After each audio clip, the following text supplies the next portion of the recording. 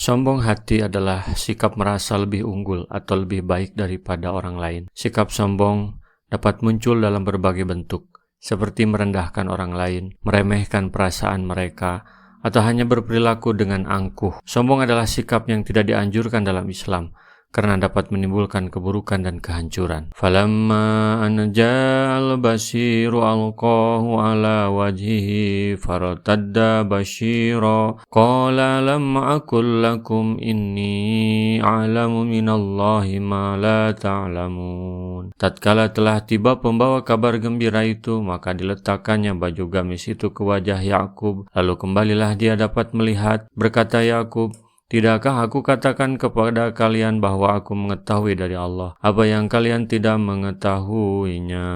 Ibnu Abbas dan Ad-Dhahhak mengatakan sehubungan dengan makna firman Allah Al-Bashir, yaitu tukang pos. Menurut Mujahid dan Asyadi, tukang pos itu adalah Yahuza ibnu Yakub. Asyadi mengatakan bahwa sesungguhnya dialah yang membawa baju gamis Yusuf, karena dialah dahulu yang mendatangkan baju gamis Yusuf yang dilumuri dengan darah palsu. Maka Yahuza bermaksud ingin membersihkan kesalahan yang dahulu dengan perbuatannya sekarang.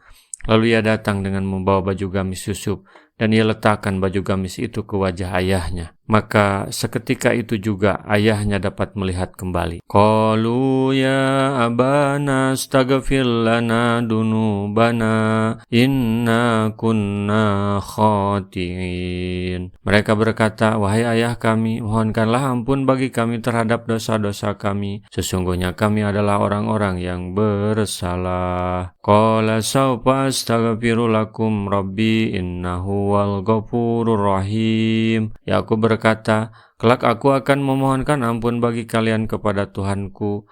Sesungguhnya dialah yang maha pengampun lagi maha penyayang. Barang siapa yang bertobat kepadanya, niscaya dia menerima tobatnya." Maka mereka membawa semua keluarga mereka dan berangkat meninggalkan negeri Kan'an, tempat tinggal mereka, menuju negeri Mesir. Tatkala Yusuf alaihissalam mendapat berita bahwa mereka telah berada di dekat perbatasan Mesir, maka ia keluar untuk menyambut kedatangan mereka. Yusuf memerintahkan pula kepada semua pembantu dan orang yang terkemuka negeri itu untuk menyambut kedatangan Nabi Allah Yakub.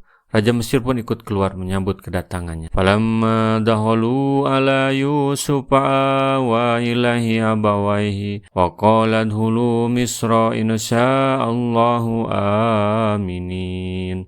Maka tatkala mereka masuk ke negeri Yusuf, Yusuf merangkul ibu bapaknya dan ia berkata, "Masuklah kalian ke negeri Mesir insyaallah dalam keadaan aman." Wa rafa'a abawaihi 'alal 'arsy wa harru lahu sujada wa qala ya abati hadza ta'wilu ru'yaya min qablu qad ja'alaha rabbi haqqan wa qad ahsana bi id akhrajani minas sijni wa ja'a bikum minal badwi min ba'di an nazaga as-saytanu baini wa baina ihwati inna rabbi latiful lima yasha innahu huwal alimul hakim.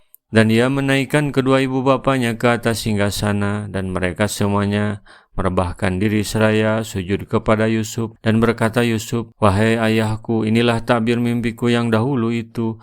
Sesungguhnya Tuhanku telah menjadikannya suatu kenyataan, dan sesungguhnya Tuhanku telah berbuat baik kepadaku ketika dia membebaskan aku dari rumah penjara dan ketika membawa kalian dari dusun padang pasir. Setelah setan merusakkan hubungan antara aku dan saudara-saudaraku, sesungguhnya Tuhanku maha lembut terhadap apa yang dia kehendaki.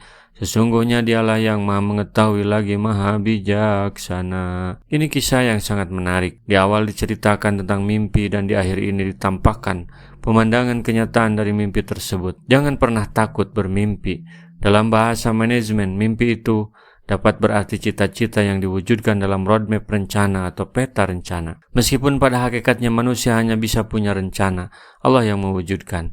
Tetapi memiliki rencana menurut para ahli manajemen sudah merupakan setengah perjalanan untuk mencapai hasil.